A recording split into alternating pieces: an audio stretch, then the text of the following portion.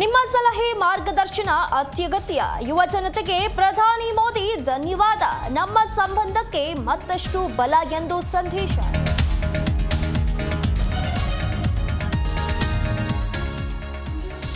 Neat ಅಕ್ರಮ 47 ಅಧಿಕಾರಿಗಳ ತಲೆದಂಡ.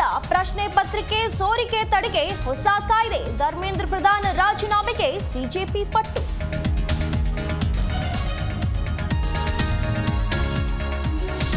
ಎರಡನೇ ಹಂತದ ಸಚಿವ ಸಂಪುಟ ವಿಸ್ತರಣೆ ಕಸರತ್ತು ಯಾವುದೇ ಕ್ಷಣದಲ್ಲೂ ಆಗಬಹುದು ಎಂದ ವೇಣುಗೋಪಾಲ್. ಶಾಸಕರಿಂದ ಮುಂದುವರೆದ ಲಾಬಿ.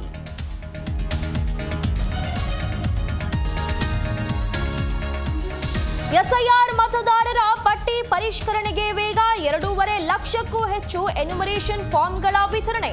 ಮತದಾರರ ಪಟ್ಟಿ ಪರಿಷ್ಕರಣೆ ಚುರುಕು.